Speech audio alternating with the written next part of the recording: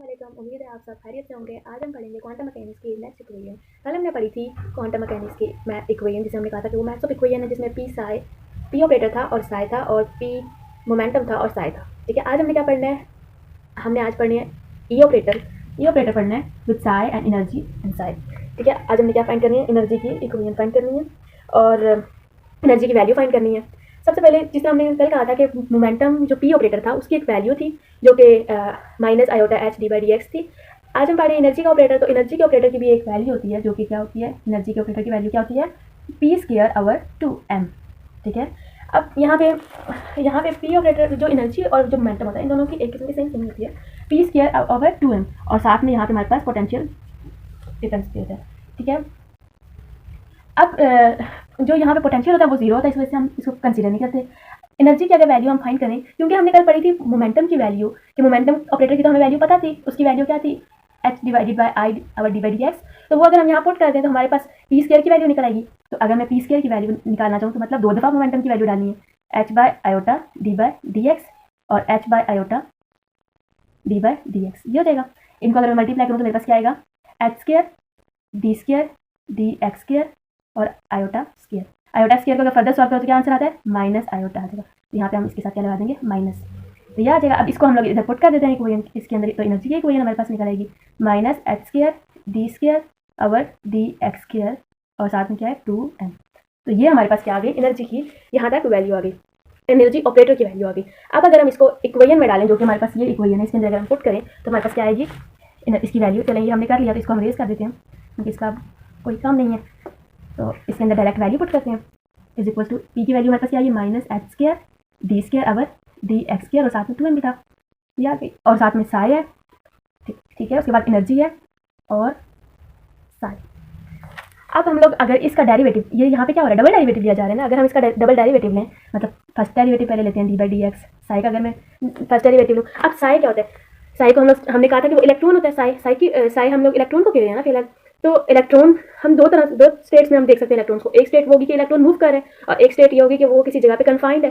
तो यहाँ पे अभी तक जो हम स्टडी कर रहे हैं वो हम मूवमेंट को स्टडी कर रहे हैं, और इधर भी हम लोग एनर्जी जो फाइंड कर रहे हैं वो इलेक्ट्रॉन की मूवमेंट की फाइंड कर रहे हैं। तो अगर हम मूवमेंट की बात करें, अगर हम कह रहे हैं कि इलेक्ट्रॉन जब वो मूव कर रहा है तो हम उसके जब भी साई की वैल्यू लेते हैं तो वो ई आई के एक्स होती है। क्या होती है? ई आई के एक्स। और ये जो के होता है, पीछे हमने ये पढ़ा भी था कि हमने क्या किया था पीछे? E I P by H X, ऐसा ही था ना। तो ये जो पी बाई एच था इसे ही हम के कहते हैं। ठीक है, ये के की वैल्यू होती है, याद रखिए। अब आगे हमने इसको सॉल्व किया था, तो ये जो होती है ना, यही हमारे पास क्या होती है? मूवमेंट की वैल्यू होती है।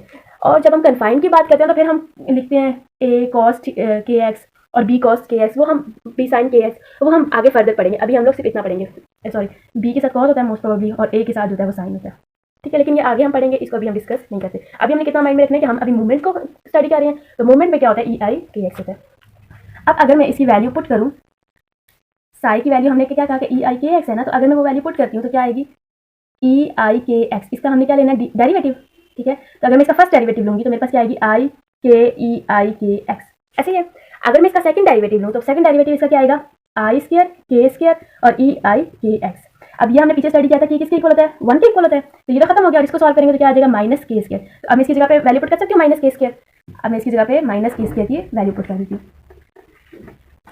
तो क्या आएगी? माइनस एच स्क्वायर माइनस के स्क्वायर, जो कि इसके साथ प्लस हो जाएगा तो ये खत्म। ठीक है, के स्क्वायर आवर 2m और एनर्जी। ठीक हो गया, अब ये आ गया। अब अगर मैं इसको फर्दर सॉल्व करूँ तो इससे हमें पता चल जाता है कि हमारे पास एनर्जी किसके इक्वल आ गई। एनर्जी हमारे पास जो स्मॉल एनर्जी हमने लिखा था वो हमारे पास किसके इक्वल आ गई? एच स्क्वायर के स्क्वायर आवर 2m, ये आ गई। अब मैंने पहले भी आपको बताया था कि ये हम लोग जब ई आई के एक्स लिख रहे थे तो इसकी पहले मैंने लिखा था पी बाई एच एक्स। तो मैंने कहा था कि ये जो वैल्यू होती है ये हमारे पास के की वैल्यू होती है। तो अगर मैं के की वैल्यू पुट कर दूँ तो क्या आ जाएगी मेरे पास? एच स्क्वायर और के की वैल्यू क्या है हमारे पास? पी स्क्वायर और 2m एच स्क्वायर, ये आ जाएगी। तो एच स्क्वायर से कैंसिल हो जाएगी, तो यहाँ पे मेरे पास क्या आ जाएगा?